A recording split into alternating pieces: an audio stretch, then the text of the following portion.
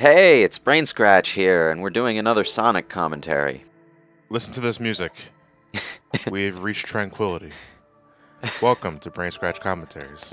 Welcome to the BrainScratch Commentaries ASMR episode of Sonic Mania.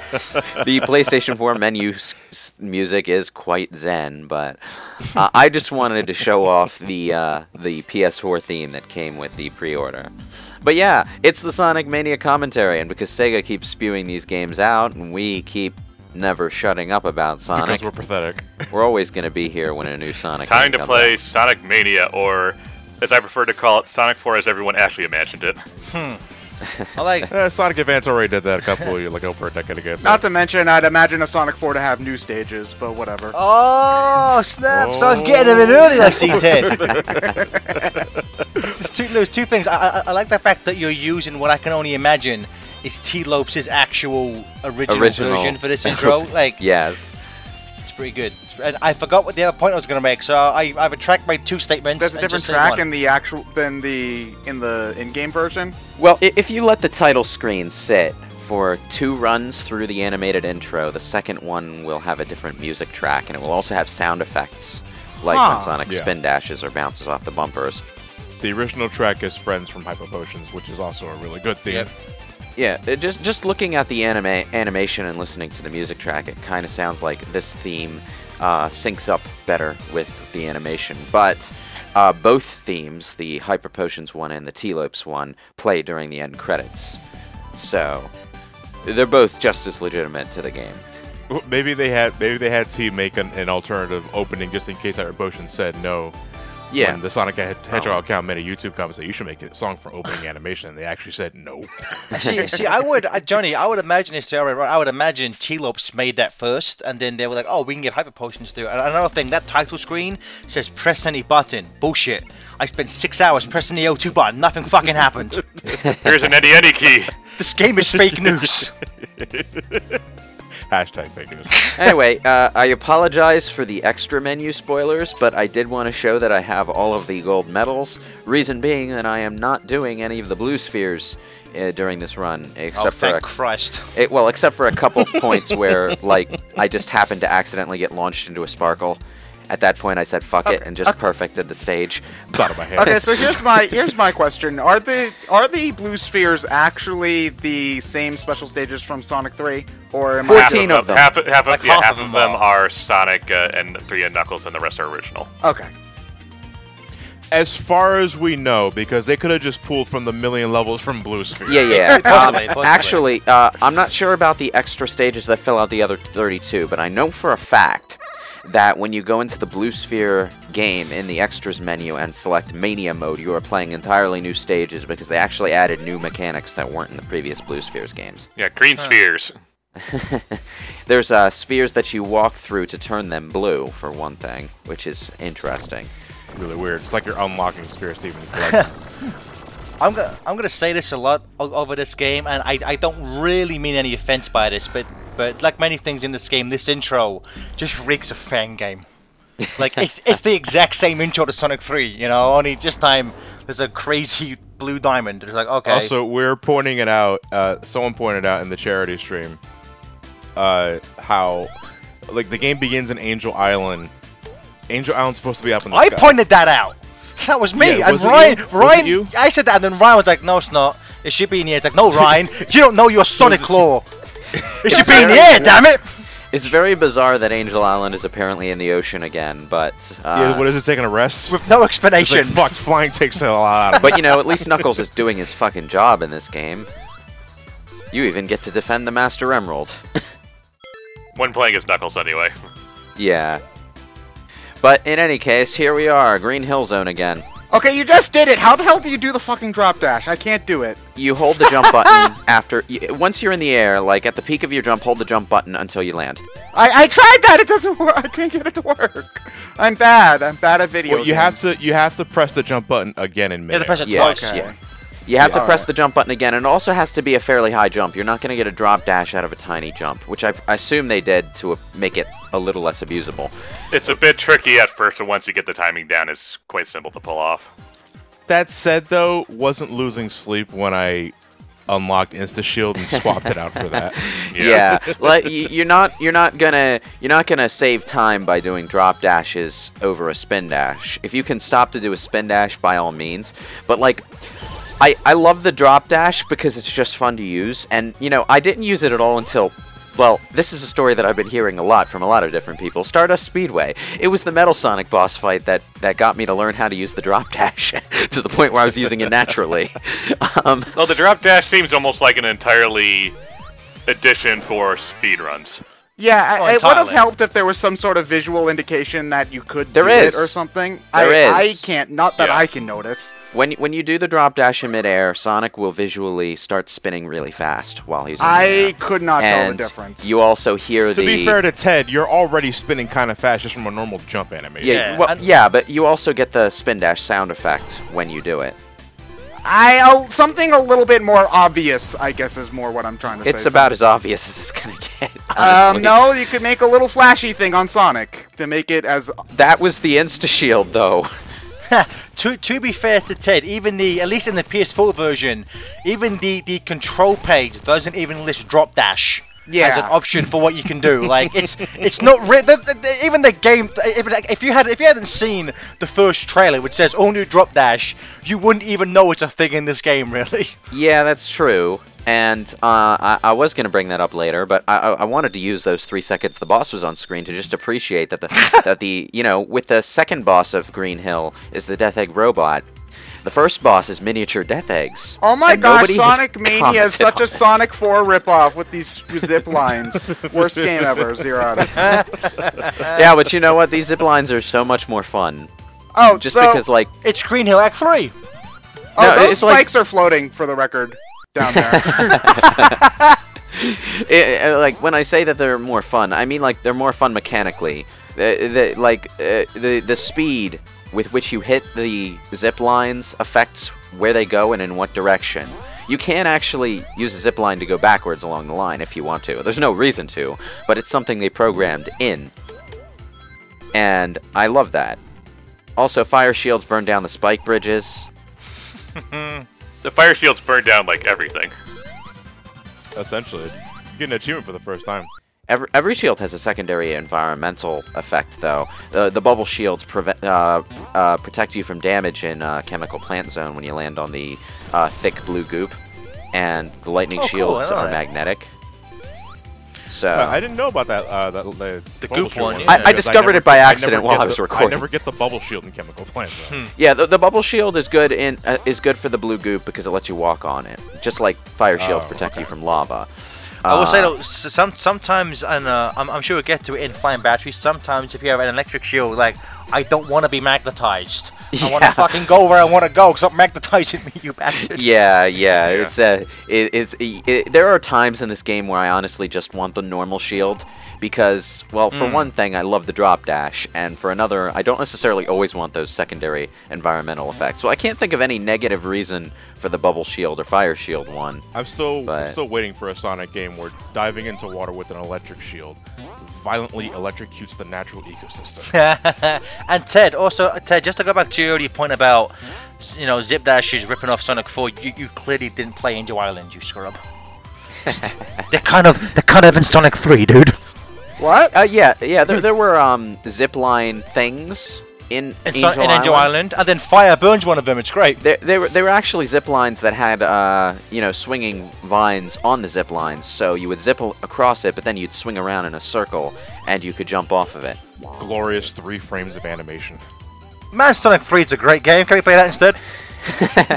Why we kind of already are, considering the blue spheres and returning zones, which I'm thankful for. Ultimately, that while there is Sonic 1 in Green Hill and some Sonic 2 stuff, they're taking a lot more from Sonic 3 and Knuckles. Well, there's 2. No, Sonic 3 gets 3 stages. Sonic, and every other game besides Sonic 1 gets 2. Sonic 1 just has Green Hill Zone. Yeah, but you know, speaking of Sonic 1, notice the fish and the birds in the background. Yep. But no, just ultimately with returning blue sphere and some other ideas and other stuff in extras, I'm glad that they are doing more Sonic 3 stuff, because Sonic 1 and 2 have already gotten ported, remade, remastered, whatever, Yeah. to everything, and Sonic 3 and Knuckles got, like, no love for years on end, so... At the same time, it kind of makes Green Hill just feel that more obligatory. I'd also say Chemical Plant, too, because Chemical Plant and Green Hill are also the first 2 stages in Sonic Generations. True, and but Chemical Plant does some really cool shit in this game. I will say, though, guys, there are 3 new Sonic games released this year that have Green Hill. After this year, can we never fucking see this level ever again? Or at least for 10 years. At least for 10 years, please. Give Angel Island some love instead. Yeah, Angel Island. Oh, you want Emerald Hill? Okay. I'm expecting a Sonic Mania 2, and I'm expecting it to be mostly original zones. Yeah. How about all original zones, please? Just because that's the direction that like unanimous fan feedback for this game has been going, is like, we want original zones. Everyone's saying yeah, and now Christian and the other developers from this game now have the kind of clout to say, okay, if you want to do Sonic Mania, let us do what we want and not just remake stuff. We told you we know what we were doing, Nike. Will you please let us out of the closet? Well, the 4 original zones are almost unanimously, like, completely positively received. Like, most people say they're the strongest parts of the game. Well, except for the one part where it's technically Sky Chase Zone. But well, two things about one. I think it was Clement who said that boss does have an end. I've never gotten to it. Yes, it does. I've never gotten to it because I'm not bad at this game. And also, too, I think Taxman at one point said, you know, the addition of the old levels was surprise Izuka's idea. So if you don't like them, just blame him, I guess. Sonic Team, or at least Izuka, had a bigger hand in this game's development than we initially thought, but hopefully now they can leverage more creative control for the eventual Sonic Mania 2, which we all know will eventually happen after how well this did. Here's the thing, I don't necessarily know if that's as much of a sure thing, because they might think, oh, everybody loved it when we brought back old bubbles, let's bring back even more old bubbles. You know, that could just as easily be... No, people are pretty damn clear about how they feel about it at this point. Every review is saying... Because Sonic Team has always listened to what the fans wanted, every single time. No, it's not the fans, it's the reviews. It's all the of the reviews. The official ones in magazines, websites, everything. Yeah, if there's one thing that Sega, or I'm not sure about Sonic Team, but Sega at the very least will respond to its Metacritic scores. That's the whole reason why they blacklisted, like... Was it Unleashed, Black Knight? Yeah, the Metacritic score is sitting at, like, well, last time I checked it was 91. Originally it was like in the 80s, and, you know, 91 just for the Switch. I believe overall it's something like 86, which is still like the highest rated game in, I think, 15 years, which is says a lot about this franchise, really. Yeah, you know, detractors are being snarky assholes about that. It's like, oh, most AAA games, 90 is a good score, but for you, you're settling for 80. Meh. Well, fuck you all. But the point is that the Metacritic score is one thing, but the reviews attached to it are another. And pretty much every review ever written for this game, ever put to YouTube video, ever printed in a magazine, or published on a website, has said the exact same thing, that the original zones are some of the strongest parts of the game, and we wish there were more of them. That said, you should watch Johnny vs. Sonic Mania on some Call Me Johnny. Ultimately, it's not a huge deal breaker for me, considering, especially as we get later in the game, it's really only a problem early with like Green Hill Act 1 and Chemical Plant Act 1 being very close recreations. But every Act 2 and some of the later returning stages, Act 1, are very unique compared to the original designs. It's mostly just visual motifs. So it's not a huge deal breaker for me, but I agree that I would want completely unique zones. Well, you say every Act 2, but Hydrocity actually reverses that for some reason. Yeah, Hydrocity Act 2, I can't even Hydro City, you damn fools! Hydrocity Zone Act 2, I can't even tell if there's any difference at all, personally. The boat? Oh yeah. The boat and the bubble? Oh yeah, the boat.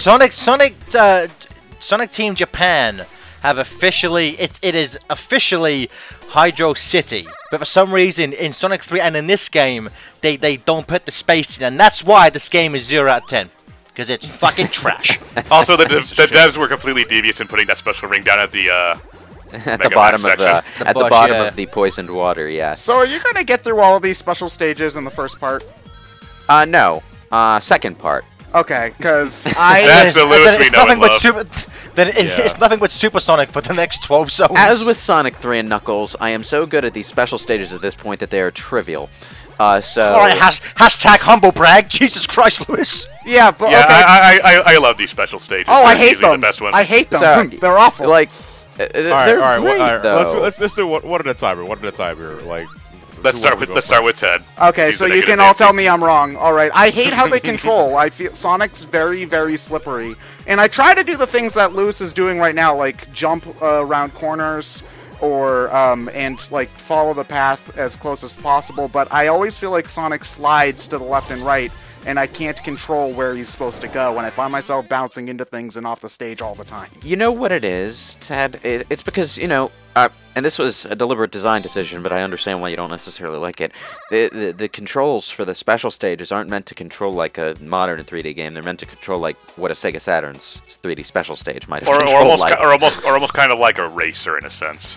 Well, yeah, that's why I bring up the Sega Saturn, because Sega Saturn was a 3D game console with a D-pad. Yeah. The other thing is that I've seen a lot of people. Fuck. Oh, yeah, there you go. Fuck. Glad to see that still happens. Yeah. One This thing game's I've seen a lot of perfect. 10 out people of 10. kind of complain about for the special stage is that I can't move around in midair and I feel like I'm careening all over the place when I jump. It's like, well, if you're going that fast when you jump in midair, you can't turn on a dime in midair. So You can't Unleashed. People. Can't in other Sonic games. No, you can't. Not in midair. No, but like midair turning in 3D is probably one of the most temperamental things ever. When you think about it, like the faster you're going, the more uncontrollable that's going to be. The jumping in the special stages for me is different. Is painful to another degree because I don't know why, but for some reason when Sonic jumps in midair, you lose speed. The thing about the thing about turning about jumping in the special stages though is that when you land, you shoot straight forward in the direction that Sonic is turning. So the real trick is to use jumping to do tight turns. Yeah, I mean, the slippery control is deliberately designed. That's the whole point. You know, when you grab enough blue spheres, you're going to go faster and faster so you can catch UFO. At the other time, you're going to control like shit. Yeah, that's the whole Mach point. 3 Granted, is ridiculous. that doesn't mean you have to like it. Yeah. It just means that, it's just something you have to adapt to if you want to continue on. To go on what Johnny says, like, and Lewis says, like, I completely understand the choice they did that to make it control somewhat like Sonic R to fit in with this whole kind of lost Saturn game vibe. Yeah, it uses the same skidding effect, so. I just think it's just I think it was just a bad design choice. Like, I get why they did it, I just don't agree with their choice to do it.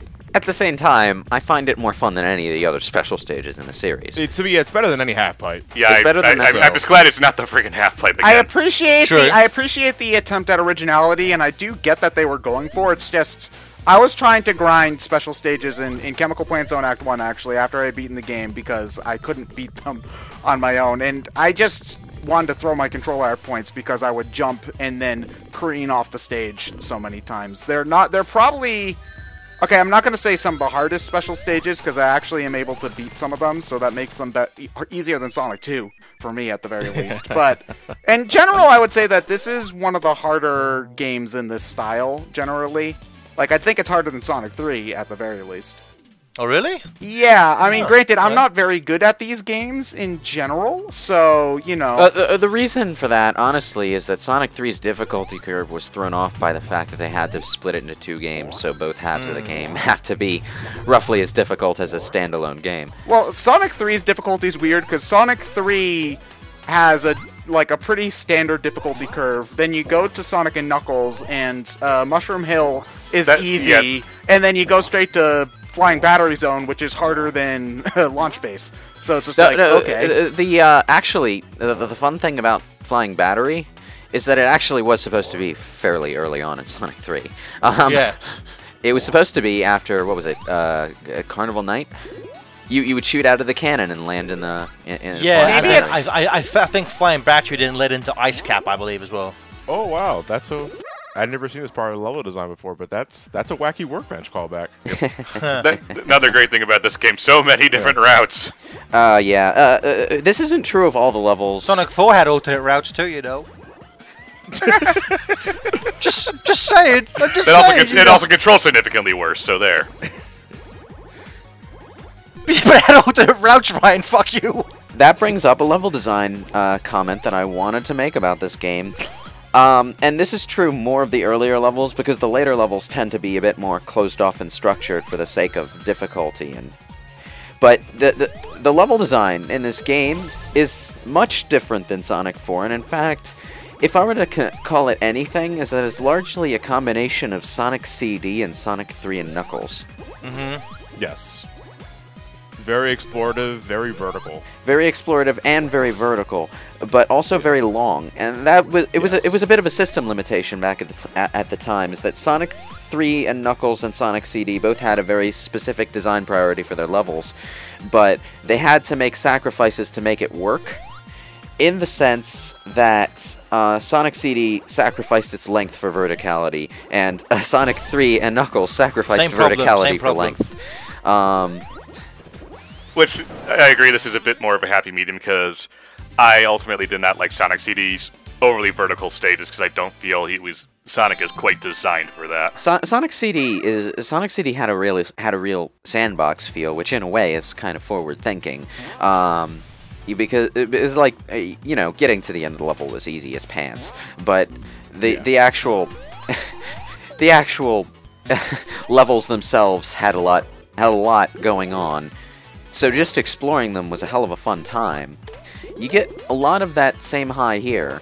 At the same time, it does make the stages very, very, very long, even if you are just trying to go to the end. Because I've had several stages and several acts in this game, for me, go over 6 minutes. Most of them, I said, went over 6 minutes. Several of them were like 8 or 9. And that's the in-game, that's just the in-game timer, not counting taking breaks for blue sphere or dying or yeah. My first playthrough of the game was actually fairly explorative, but my average time was like 5 to 6 minutes. Because I love to look around these kind of games, I actually did time over once. I believe it was in Flying Battery. I think that's really only a problem on your first playthrough, though. Once you get a better feel for how the levels are constructed. That said, didn't need time overs in this game. No. That's an outdated concept that I don't think or we lives need anymore. Or lives. Oh, Johnny, just get good. Just get good. Yeah, it's not the game's fault that it's using an antiquated live system. It's your fault. Be better. It's your fault. It's your fault for taking time to explore these levels that were designed for exploration. Get good, you fucking scrub. To be honest, though, I don't think there are any levels where the design is inherently against the time over, like Sandopolis Act 2 was. I would argue. I would argue Titanic Monarch is the only level where, if it wasn't for the fact that the boss resets the timer, I would have timed over on that stage the first time playing it. The boss doesn't reset the timer. The boss throws the timer out of whack and completely takes it out of the equation. No. He means Titanic. No. Titanic Monarch, not the final level. That's Titanic. The final. But I'm talking about the one where it's like Eggman's in his bull with the electric things. Yeah, that they luckily obviously resets wanted the to have timer. a final zone without actually calling it a final zone. Yeah. The level design in this game, though, for as expansive and explorative as it is, pretty much every level, with the possible exception of some portions of Oil Ocean Zone, are really speed happy in their design. Like there's always a way. You can always hold right to win. Oh my gosh, did Dimps make this game? No. Jeez.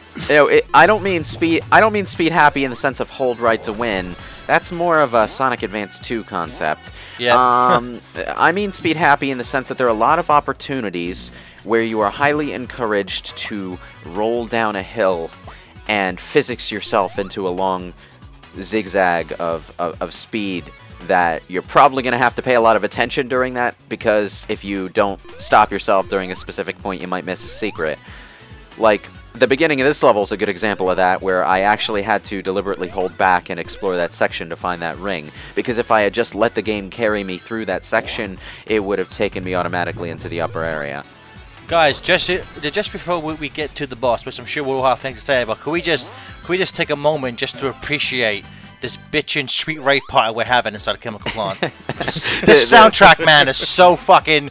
It is on point, as the kids said 4 years ago. It's way past cool, as 90 Sonic would say. It's one of the cases where the Sonic CD mentality, the Sonic CD and Saturn mentality, really pays off for this game. Japanese. Also, hi Donnie. We're glad you're so happy.